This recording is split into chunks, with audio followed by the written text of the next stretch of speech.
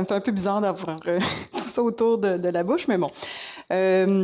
Donc, comme vous avez pu entendre, d'après ma biographie, le rapport, c'est plutôt un hobby plus que mes recherches. Mes recherches portent plutôt sur les organisations, les entreprises.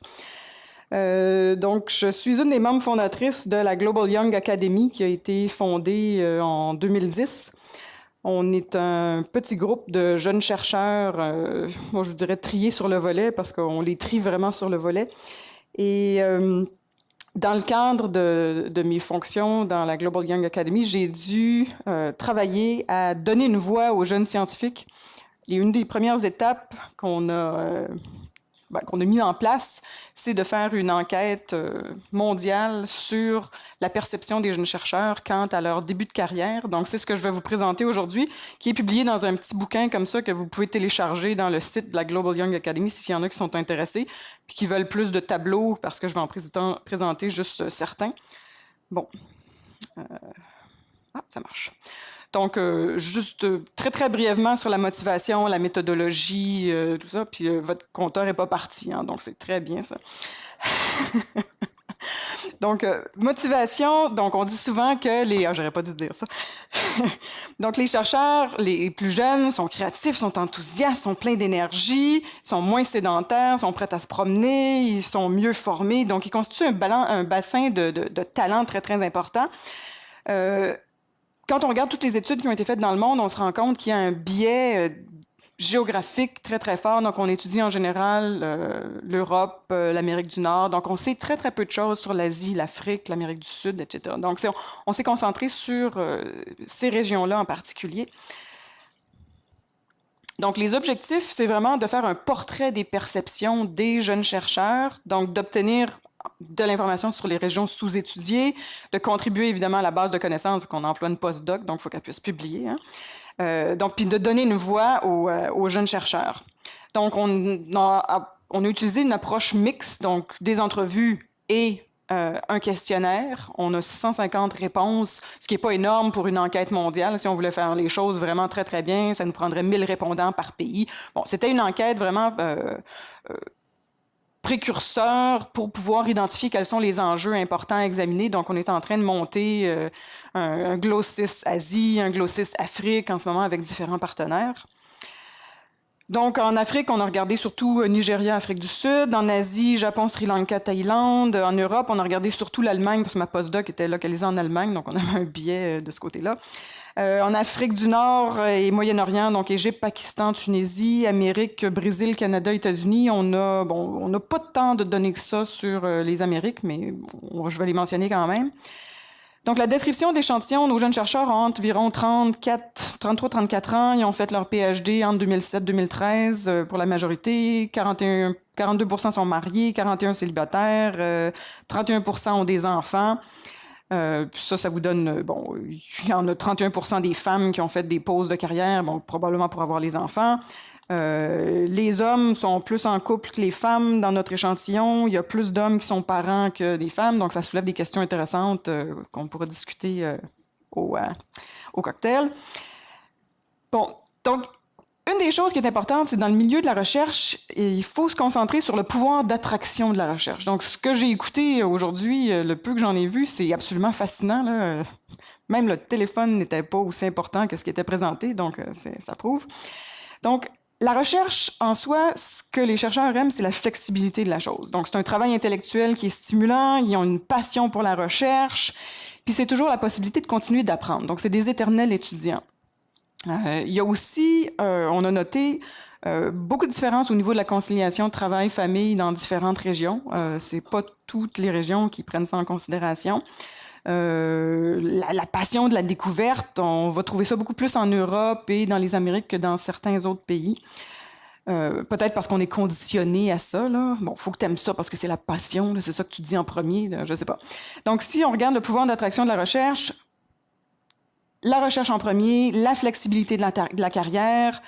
Si vous regardez en Afrique, bon, publication, visibilité, ça vient en troisième, alors que Asie, Europe, Moyen-Orient et les Amériques, c'est collaboration et réseautage. Donc, on faisait référence au travail collectif un peu plus tôt. C'est ça qui est vraiment très important aussi. Si on se penche maintenant sur les obstacles en cours de carrière, on a noté une différence énorme entre l'Allemagne et d'autres pays. La précarité de l'emploi en Europe, mais principalement en Allemagne, est identifiée par 83% des répondants. Donc, ils ont une structure qui offre beaucoup de contrats aux jeunes chercheurs, mais très peu d'élus sont appelés à devenir professeurs titulaires. Donc, ça pousse beaucoup de gens à quitter le domaine de la recherche. Particulièrement en Allemagne. Donc, si vous regardez, le 83% ici saute aux yeux dans le graphique qui vous est présenté. Ce qui est important aussi, c'est le manque de mentorat puis de support des supérieurs qui a été identifié. On lance les jeunes chercheurs dans le 12 pieds puis on regarde qui nage. C'est ça qu'on fait. C'est peut-être pas la meilleure façon de faire. Donc, dans les autres obstacles en cours de carrière, il y a certains répondants qui nous ont identifié le manque de formation sur les compétences professionnelles. Juste pour faire une parenthèse, à Polytechnique, on est en train de développer une formation parallèle à la formation doctorale pour donner des ateliers d'enrichissement de la formation doctorale. Ça va de la gestion de la propriété intellectuelle à comment mener des entrevues ou des groupes de recherche, là. Donc, c'est assez vaste. Évidemment, dans certaines régions, le manque de personnel, le manque d'équipement, le manque d'infrastructures ressort très, très fort. Il y a certains chercheurs africains qui nous ont dit, ben, il y a des jours, il y a de l'électricité, il y a des jours, il n'y en a pas, il y a des jours, il y a de l'Internet. Donc, les gens apprennent à vivre avec. Une chose qui revient tout le temps, puis c'est un message à passer au FRQ, c'est tous disent qu'il manque de financement. Donc voilà, le message est passé. Bon, je ne suis pas sûre qu'on peut donner du financement à tout le monde, mais ça, c'est un autre débat, encore une fois, à discuter plus tard. En termes de manque de ressources, manque de financement, vous voyez, ça ressort à peu près partout. Il y a à peu près juste en Europe où le manque de financement ne ressort pas de façon significative. Le manque de formation aussi très, très fort. Très peu la limitation de la liberté académique. Donc ça ne sort pas tellement. Bon, ça sort un peu dans les pays d'Afrique du Nord, un peu en Asie, dans les Amériques un peu, mais c'est surtout dans l'Amérique du Sud. En termes de répartition des heures, c'est intéressant de demander combien d'heures les jeunes chercheurs travaillent. Ça doit tourner autour de 50 à 60 heures en moyenne, mais je ne vous présente pas les résultats. Le nombre d'heures liées à la formation, à la supervision, au niveau des chercheurs européens, moitié moindre de ce qu'on retrouve dans le reste du monde. Donc, il semble qu'en Europe, le manque de mentorat se retrouve à tous les niveaux, donc autant aux docs qu'aux gens qui sont rendus presque professeurs titulaires. Si vous regardez les chiffres ici, la recherche, le nombre d'heures le plus important qui est passé en recherche, vous avez ça en Europe et dans les Amériques. Donc, vous avez pendant le trimestre et hors du trimestre.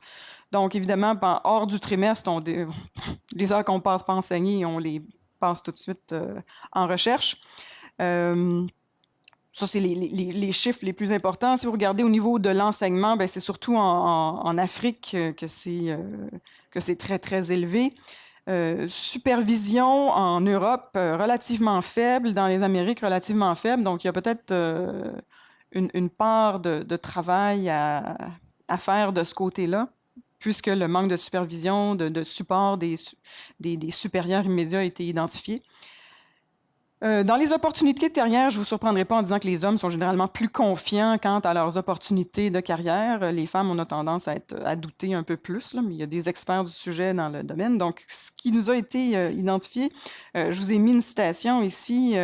The biggest drawback of our academic job is insecurity. You're on a time contract. If you're on a ticking clock, basically, no matter how successful you are, you never know that you're successful enough to be able to reach the next step. Donc, il y a une insécurité. On ne sait jamais, on n'est pas très bon dans le milieu académique ou dans le milieu de la recherche à dire c'est bien, c'est du bon travail. Ça, là, on se fait jamais ça. C'est très, très rare. Donc, on a besoin d'un peu plus d'encouragement positif, à mon avis.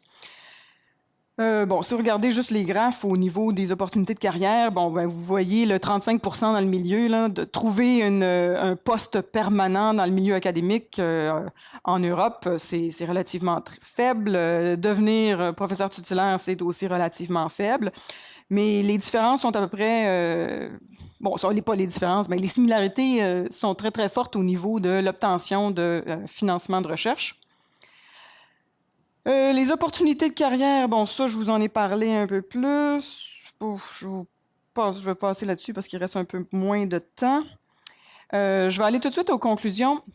Ce qui est important, vraiment, au niveau du mentorat, c'est vraiment de pallier le manque de mentorat puis de mettre en place des programmes pour le développement de la carrière. Vraiment, on abandonne les chercheurs, on ne les suit pas, on leur dit pas, ben ça, tu devrais peut-être demander tel type de subvention ou collaborer avec une entreprise ou pour telle chose. Il n'y a pas vraiment de mentorat qu'on met en place de ce côté-là. On leur dit, ben ils savent ce qu'ils vont faire, puis voilà. Donc, on les traite vraiment comme des PME alors qu'on devrait peut-être les supporter un peu plus. Faut pallier le manque de ressources et les failles de préparation au niveau des tâches universitaires de la recherche. Donc, un postdoc ne sait pas ce qu'il doit faire quand il va devenir prof d'université. Tu arrives le premier jour dans ton bureau, tu te dis, bon, OK, bon, là, il faut que je prépare mon cours, OK. Ah, subvention, ah, il faut que je fasse des subventions, OK, je m'y prends comment, qu'est-ce qui existe? Donc, c'est vraiment pas évident pour un nouveau prof qui commence. Bon, transparence et équité, j'en ai pas parlé, mais c'est sorti bon, assez fortement au niveau des opportunités de carrière, des ambitions, des attentes de ce côté-là. Et la conciliation travail-famille doit aussi être considérée parce qu'on a réalisé l'ampleur de la tâche. Il y a des chercheurs qui nous ont dit il y a toujours un autre article à écrire, il y a toujours une autre subvention à faire, une autre collaboration à développer. Puis, sky's the limit, les gens, s'ils ne se mettent pas eux-mêmes des barrières, à un moment donné, ben, c'est le stress qui embarque et puis ils vont péter aux frettes. Voilà, j'ai réussi à boucler la boucle finalement. Donc, améliorer les conditions de démarrage d'une carrière, puis surtout mettre de l'avant le caractère attractif. Qu'est-ce qui fait qu'on aime ça, être chercheur? Ça, à mon avis, il faut que ça transpire un peu plus quand on est à l'université pour réussir à attirer les jeunes chercheurs dans le milieu de la recherche. Puis évidemment, ben, il faut mesurer les progrès futurs. Est-ce que ce qu'on fait donne quelque chose? Donc, il faut pouvoir faire des enquêtes à intervalles réguliers pour pouvoir comprendre ce qu'on est en train de mettre en place. Donc, je vous fais grâce des recommandations. Vous pourrez les lire dans le rapport. Donc, je m'arrête ici puisque mon temps est terminé. Donc, je vous remercie beaucoup.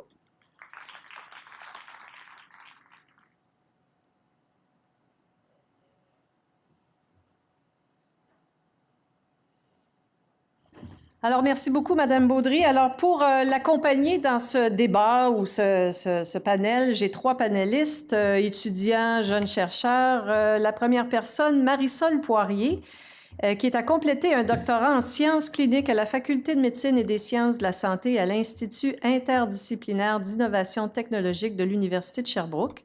Elle a reçu une bourse d'études doctorale du FRQS et ses travaux portent sur la perception des risques et des impacts des nanotechnologies et l'éthique. Elle vient d'être nommée membre du comité étudiant du conseil d'administration du FRQS. Madame Poirier, je vais vous inviter à vous asseoir dans mon panel. Vous savez qu'on stresse des gens comme ça, nous, en labo. Allez. Alors, la deuxième personne, Hélène Baudry, pas le lien de famille, non? Après avoir obtenu une bourse de recherche doctorale du CRSNG et postdoctorale du FRQS, Hélène Baudry est passée au laboratoire du Dr Louis Gendron de l'Université de Sherbrooke. Son domaine de recherche est les neurosciences. Elle a déjà publié plusieurs articles scientifiques. Elle a récemment obtenu une bourse postdoctorale à l'Université Columbia à New York. Madame Baudry.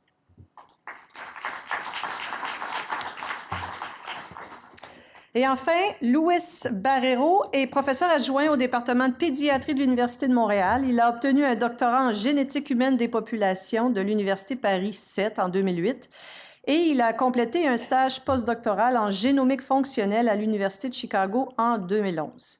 Il a été chercheur boursier junior 1 du FRQS. Ses champs d'expertise sont l'identification des facteurs génétiques de la sensibilité aux maladies infectieuses et l'évolution et les réponses immunitaires chez les primates. Monsieur Barrero. Je voudrais juste faire un petit tour de table ou un petit tour de chaise avec vous, avoir vos idées par rapport aux conclusions là, de Mme Baudry de son sondage. Est-ce que c'est représentatif, selon vous, de ce que vous vivez actuellement comme jeune chercheur? Est-ce qu'il y a des points qui n'ont pas été soulevés? Est-ce qu'il y a des paradoxes que vous avez vus? Donc, je vais commencer avec vous. Ben, je pense que pour beaucoup d'aspects, ça rejoint. Dans mon cas personnel, je dirais que, par exemple, le manque de mentorat, c'est pas quelque chose que j'ai vécu. Puis, peut-être quelque chose d'un petit peu plus atypique, la réalité de conciliation famille-travail, c'est pas non plus quelque chose que j'ai senti. En fait, je suis l'heureuse maman de 4 garçons que j'ai eu à travers mes études. Mais je dirais qu'en fait, c'est pas un acte de bravoure, c'est plutôt quelque chose qui m'a propulsée. Fait que parfois, je suis un peu étonnée que pour certains, ce soit un frein. Mais sinon, c'est vrai qu'il y a quand même une crainte par rapport à la prochaine étape, à la réalité de la difficulté de trouver un poste en université par la suite. En fait, moi, les inquiétudes qui étaient soulevées, c'est toutes les raisons qui me poussent à ne pas devenir chercheur. Voilà, c'est dit. Ça ne m'empêchera pas de travailler en recherche parce que c'est un milieu que j'adore, que je trouve vraiment stimulant. Mais en fait, les freins ou les obstacles qui étaient nommés à la carrière, moi, c'est ce qui m'a fait dire à un moment donné, non, je pense pas avoir les reins assez solides, j'ai pas une assez bonne santé mentale, gestion du stress pour être capable d'affronter ça au quotidien. Et ce que je trouve particulier, c'est que quand je l'annonce, les gens le voient plutôt comme un échec, plutôt qu'un choix éclairé. On me dit, mais pourquoi tu fais un doctorat? Pourquoi tu as continué autant? C'est comme si c'était la seule avenue possible quand on était au doctorat. Puis je me retrouve un peu devant une espèce de néant, parce qu'une fois qu'on a dit qu'on ne deviendra pas chercheur, on dirait que les gens se détachent de ça en faisant, ben écoute, on ne parlera plus, tu ne vaux plus la peine. Et je me sens comme j'ai basculé là, du côté obscur de la force. Ou j'ai l'impression de trahir quelque chose alors que moi, je suis très zen dans cette décision-là. Puis il y a un aspect aussi de la recherche qui n'est pas sorti, que je trouve vraiment important, c'est toute la notion d'interdisciplinarité, intersectorialité, trouvez le mot qui vous convient, là. Moi, je suis dans un programme qui est inter, puis au niveau de la recherche, c'est super stimulant, puis en même temps, il y a vraiment des problématiques qui y sont associées. Très difficile de se faire financer, parce qu'on se fait toujours dire qu'on est trop un temps, pas assez ça pour la subvention sur laquelle, ou la bourse sur laquelle on applique. Moi, j'ai eu la chance d'être subventionnée par les fonds de recherche québécois. Les 3 fonds se sont mis ensemble pour subventionner des projets interdisciplinaires NELS, mais sans ça, j'étais pas candidate à aucune des bourses. Ça, c'est une fois d'avoir le financement. C'est tout au niveau de la communication, des publications. Quand moi, je soumets un article, je me fais dire « T'es trop sciences humaines et sociales ». T'es pas assez technologue. Ah ben non, mais là, t'es trop technologue. Mais dans le fond, ce que tu fais, c'est de la philo. Puis là, quand j'applique dans des revues philo, je me fais dire, ben non, mais écoute, tu fais des statistiques, t'es clairement pas dans notre revue. Puis pourtant, c'est quelque chose qui est hyper valorisé, que tout le monde met de l'avant, mais on les soutient pas, ces chercheurs-là. On les laisse comme un peu tomber. Donc, moi, c'est peut-être un obstacle que je vis là, quotidiennement qui n'est pas ressorti. Là. C'est peut-être pas vécu par tout le monde, mais voilà. Merci beaucoup. Bon, moi, honnêtement, les difficultés que j'ai vécues quand j'ai démarré le labo, la plupart étaient mentionnées déjà dans l'étude de Catherine. Je pense que c'est, en particulier, je pense que c'est vraiment la sensation de la première journée quand on s'assoit dans le bureau et on se dit, bah, là, il faut commencer quelque chose. Et on n'est vraiment pas formé pour ça, en fait. C'est-à-dire qu'on a passé beaucoup d'années à lire des articles scientifiques, à essayer de développer des hypothèses et les meilleures façons de les adresser. Mais à aucun moment, on a été confronté au fait qu'une fois qu'on a une équipe, il faut faire beaucoup plus que ça. C'est-à-dire qu'il faut, moi, des fois, là maintenant, il faut que je joue le psychologue, soit psychiatre, pour essayer de calmer les jeux au sein de l'équipe. Les gens, des fois, ne sont pas motivés. Tout d'un coup, tu te dis, bah, peut-être il a quelque chose de personnel, il faut aborder le problème et tu ne sais pas trop comment le faire. Pareil, au niveau de financement, tout d'un coup, parce que tout se passe bien, il y aura un moment qu'on aura assez de fonds pour démarrer, mais aucun moment là, on a été confronté à la réalité, comment gérer ces fonds de recherche-là, par exemple. C'est-à-dire que, honnêtement, moi, je ne sais presque pas combien d'argent j'ai sur mon compte en banque. Alors là, tout d'un coup, il faut gérer toute une PME. Et ça, c'est quelque chose auquel, pour lesquels on n'a pas été formé. Je pense que ça, c'est quelque chose c'est une barrière importante. Et c'est quelque chose que moi encore, bon là, ça fait 3 ans que j'ai démarré, 3 ans et demi d'ailleurs, mais c'est quelque chose que j'apprends toujours. Mais vraiment, c'est en faisant des erreurs que je l'apprends. C'est pas parce que... Et ce que j'entends, en fait, de ces 3 panélistes-là, 4 avec vous, Mme Baudry, c'est vraiment... ça relève quelque chose à laquelle je pensais en promenant mon chien. On a beaucoup parlé de transfert de connaissances. Et là, on fait du transfert de connaissances et on transfère nos connaissances au public, puis aux cliniciens, puis on se peut plus. Sauf qu'on oublie de transférer nos connaissances aux jeunes qui arrivent et leur dire justement comment gérer une subvention, comment gérer du personnel, juste gérer du personnel. J'ai déjà écrit sur ma porte de bureau, la seule personne qui a le droit de pleurer dans ce bureau-ci, c'est moi.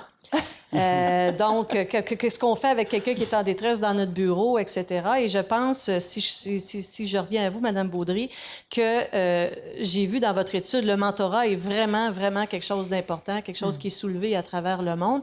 Mais avez-vous eu plus d'informations sur quelle serait la forme? Et le mentorat pourrait faire en sorte de convaincre des jeunes qui décident de ne pas faire de postdoc, par exemple, de rester ou de ne pas rester. Parce que c'est un choix éclairé, je suis bien d'accord avec vous, puis on a le droit de faire des docs sans nécessairement devenir chercheur, mais quelle serait la forme que le mentorat pourrait prendre pour être apprécié par les participants, par exemple? Aviez-vous d'autres questions là-dessus? Bien, on avait une question, enfin, on avait plusieurs questions qui examinaient qui sont les mentors, qui sont les plus importants mentors. Puis quand on regarde les statistiques, ça dépend du besoin. Donc souvent, les mentorats au niveau de la recherche, ça va être des gens qui sont probablement leurs supérieurs immédiats à qui ils vont aller parler. Quand c'est des questions plutôt gestion de la recherche, quand c'est des questions plus orientation de carrière, souvent la famille, les amis, qui sont pas nécessairement dans le même domaine scientifique, mais qui ont peut-être une carrière en recherche, vont être des très, très bons mentors. Donc, on peut pas dire, bon, toi, tu vas être le mentor de telle personne. Ça pourra pas fonctionner comme ça parce qu'il y a différentes tâches spécifiques, mais on doit s'assurer qu'il y a une équipe complète autour d'une personne au niveau du mentorat. Souvent, les chercheurs vont nous dire, ben, nos mentors, c'est les chercheurs qu'on rencontre dans les conférences qui sont dans la même position que nous ou qui ont passé par là il y a 2-3 ans. Donc, il n'y a pas énormément de différence d'âge, je vous dirais, mais c'est plus une certaine maturité ou une expérience de vie, une expérience de carrière que les gens vont... Mais sur tout ce qui est gestion de carrière, c'est pas les collègues qui vont voir. Puis ça fait un peu référence à ce que vous avez dit un peu plus tôt. Quand les gens ont une décision très, très forte, très importante à prendre au niveau de qu'est-ce que je fais avec ma vie? Est-ce que je continue en recherche dans le milieu académique? Est-ce que je m'en vais en recherche dans l'industrie? Est-ce que je vais travailler dans une autre branche complète?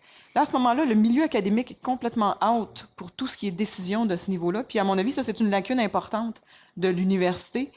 On a tendance, comme prof, à faire des clones de nous-mêmes, ce qui est complètement ridicule parce que on va peut-être avoir quoi? 30% de nos étudiants qui vont devenir profs université ou chercheurs à l'université. Le reste des autres 70% se retrouvent dans la société, dans les entreprises, au gouvernement, un peu partout. Puis c'est cette richesse-là de formation au niveau de la recherche qui fait qu'on a une société qui fonctionne puis qu'on a un jargon de la recherche qui est compréhensible un peu partout. Donc, à mon avis, pour revenir à votre question de départ, le mentorat doit vraiment être ciblé selon les questions qu'on se pose. Oui. Et je pense que c'est important. Juste donner un exemple de statistique. Moi, je dirige le centre de recherche de l'Institut universitaire en santé mentale de Montréal. Et quand je suis arrivée, la première chose que j'ai faite, c'est de mettre en place des comités de mentorat juste pour les aider avec leur demande de bourse. C'était vraiment spécifique. Et on est passé d'un taux de succès de 12% à 63%. C'était pas si difficile que ça. Il fallait mobiliser les seniors. C'est long, c'est dur, il faut continuer d'immobiliser, mais c'est vraiment un retour sur l'investissement qui vaut vraiment, vraiment la peine. Et une fois que le chercheur sait comment l'écrire, sa demande de subvention, il ne faut pas répéter à chaque année. Là. Fait que c'est quand même assez rapide. Avant que je passe la parole à la salle, on a la chance d'avoir le scientifique en chef et le directeur du FRQS devant nous.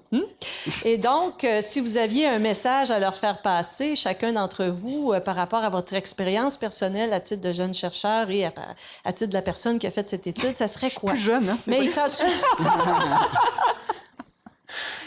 serait quoi? Ce serait quoi ce message-là? Sur quoi on devrait tabler dans la planification stratégique? Ou en tout cas, sur quoi il faudrait mettre l'emphase, selon vous, pour s'assurer que notre élève, celle qui a travaillé si fort avec 4 enfants, les chiens, les chats et toutes les choses à faire, va nous amener le Québec là où on l'a vu aujourd'hui?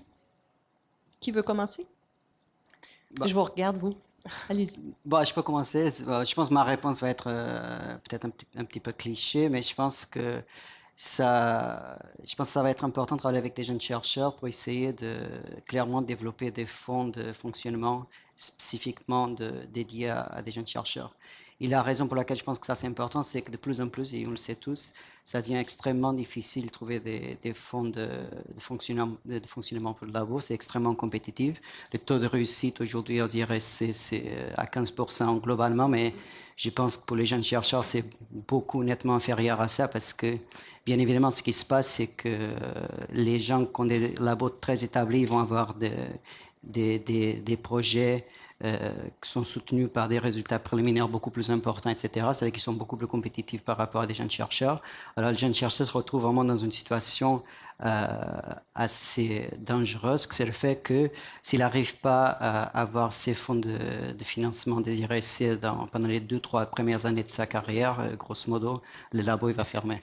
Parce que la raison pour laquelle ça arrive, c'est que au Québec, en fait, les fonds de démarrage qui sont offerts par les centres de recherche ou les universités sont nettement inférieurs aux fonds de recherche qui sont offerts, par exemple, aux États-Unis. Et quand je parle nettement inférieur, je parle que, je sais pas, dans mon domaine de la génomique, c'est assez fréquent que quelqu'un qui démarre un labo va avoir $1 million. J'ai pas besoin de dire que c'est pas le cas ici. Et ça fait que, honnêtement, ça devient extrêmement difficile d'être compétitif nationalement parce qu'on est en compétition avec des gros labos qui vont ramasser les fonds pour la recherche, mais aussi après scientifiquement au niveau international, je pense. Parfait. Je pense qu'il y a le financement, c'est sûr que c'est un aspect qui est important. Je pense qu'au niveau du doctorat, de donner des ateliers ou de la formation continue sur c'est quoi être chercheur, ce n'est malheureusement, là, ce n'est pas faire de la recherche, ou en tout cas la majorité des heures travaillées par un chercheur. C'est rare qu'on voit un chercheur dans un laboratoire. Hein? Il fait autre chose que de la recherche, il la gère. Puis ça, je pense que c'est vraiment quelque chose qui manque à la formation doctorale.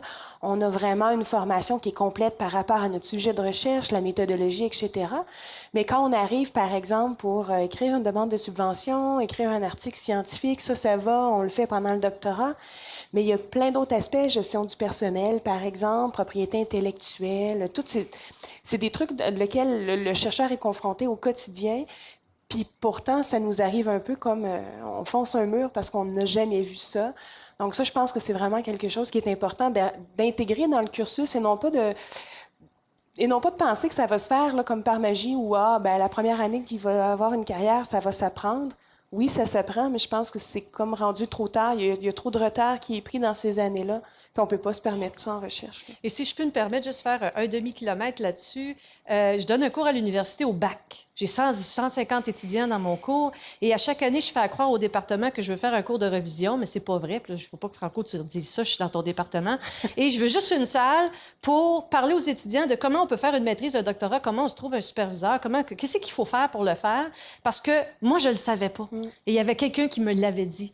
Bien, sur 150 étudiants, il y en a 75 à chaque année. Ils finiront pas tous en recherche, mais il y a vraiment ce besoin-là de prendre 1 heure ou 2 après un cours, puis juste de leur dire et de passer le message, parce que je ne serais pas en recherche si quelqu'un n'avait pas pris la peine de faire ça. Fait qu'on prend pour acquis, vous avez raison, qu'on le sait, mais c'est pas vrai qu'on le sait la plupart du temps. Avez-vous quelque chose à dire? Ben, je vais continuer avec Oui. vous, puis on va finir avec... Ben, en fait, Dr. moi, j'aurais Baudry. probablement le goût de dire que c'est important de continuer à soutenir la relève, puis peut-être la soutenir au niveau où c'est charnière entre la partie étudiant, postdoc, puis le passage à la carrière scientifique. Actuellement, on sait que la réalité économique est très difficile. Bon, là, les universités ont de la difficulté à ouvrir des postes, mais en même temps, si les jeunes ne peuvent pas se trouver un poste, ils vont se réorienter. Donc, j'ai l'impression qu'éventuellement, il y a un manque à gagner qui va se présenter. Donc, si c'est possible de continuer d'appuyer la relève, même dans cette transition-là, puis en continuant à les mentorer pour bien les préparer à cette nouvelle réalité-là. Oui. Madame Baudry? Oui, moi, je voulais juste vous lire une citation pour faire référence à la conciliation travail-famille. Il y a une postdoc d'Australie qui nous a dit You're absolutely equal until you have a child. And when you have a child, you suddenly realize the world is not equal anymore. Donc, je pense que dans certaines régions du monde, le fait que maman ne va pas attendre les enfants après l'école qui finit à 3 heures, ça se fait pas. En Allemagne, si tu as un enfant, tu es là Oui. à la sortie de l'école. C'est complètement incompatible avec une carrière dans le milieu académique. Donc ici, on a remarqué que les pays où il y avait un tissu social ou un support social très, très fort, ou des mesures mises en place pour avoir des garderies subventionnées, peu importe, c'était très, très important. Les autres pays où on prend pour acquis que maman s'occupe des enfants, on trouve très, très peu de chercheurs féminins qui vont peut-être avoir un enfant. S'ils en ont 2, c'est complètement exceptionnel. Moi aussi, j'en ai 4, mais j'ai une fille dans la gang. Mais je me souviens des réunions avec mes étudiants où on tenait chacun un jumeau dans nos bras, puis on discutait recherche. Puis quand ça braillait, ben, on secouait un petit peu plus. C'est ça. Puis on continuait de parler recherche. Mais on a cette flexibilité-là. Dans certaines régions du monde, il n'y a pas cette flexibilité-là. Donc, de maintenir la flexibilité du travail de recherche, de délocaliser complètement Bon, c'est sûr que tu n'es pas nécessairement dans le laboratoire, là, mais quand tu discutes recherche, tu n'es pas toujours dans le laboratoire. Donc, il y a cet aspect-là de conciliation travail-famille on a remarqué un manque flagrant dans beaucoup, beaucoup de régions, particulièrement en Asie, en Europe. Alors, je pense que ça clôt, en fait, notre panel. Je vous remercie. On a d'autres présentations. Partez pas tout de suite, mais je vous remercie d'avoir été là avec nous. Merci aux panélistes.